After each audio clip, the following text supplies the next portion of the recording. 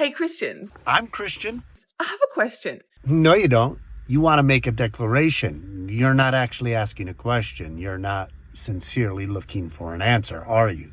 But to humor you, let's go ahead and respond to your question. Jesus, he called God Allah, right? No, he didn't. Jesus didn't speak Arabic. There's no indication that he spoke Arabic. Jesus would have spoken Aramaic, so he would have referred to God as Allah, or he would have spoken Hebrew as well and referred to God as Eloah or Elohim. He prayed to God and he put his head to the ground. Yes, he did in that instance in the garden when he was praying about his upcoming crucifixion, which you guys deny. So why do you go to that passage to try to prove he was a Muslim? Because he prayed with his head to the ground. And by the way, the Bible tells all of us that God commands us to prostrate ourselves with our foreheads to the ground before Jesus. And the scriptures tell us, both in the Old Testament from the prophets and the New Testament from the apostles, that we are to kiss the Son and worship the Son, the Messiah. And he has been given a name which is above every other name. There is no mediator, no intercessor, no other prophet, no other name by which we are to be saved. Okay, so if you're going to go to scripture and try to prove that Jesus was a Muslim, then you're going to destroy your own religious system. You either have to distinguish Islam from biblical faith, Christianity, or you have to try to tie it in, which when you do, absolutely dismantles any of the legitimacy of the claims of Islam. That's why you're desperately trying to connect Jesus to what you copied. You guys copied everything the Jews did. That's all you did. You even copied the monotheistic form of God that the Jews came up with after Jesus.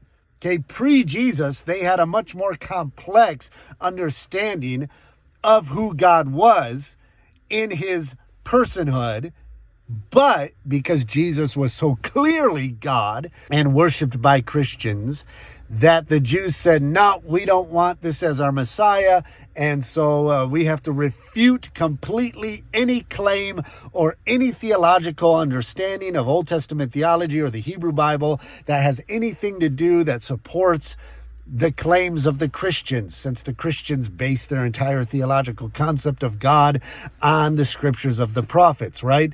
And the scriptures of the prophets, which came before Jesus, indicate that God is Trinity. That's the clear conclusion that you come to when you take the teachings of Jesus and his apostles and compare it to what the prophets foretold.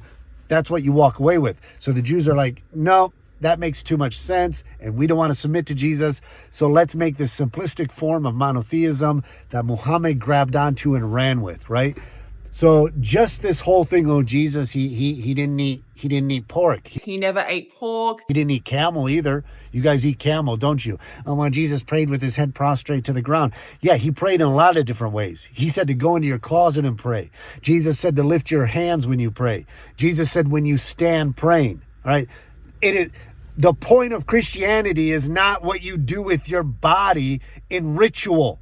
It's presenting your body as a living sacrifice so that you can accomplish the will of God by a transformed heart.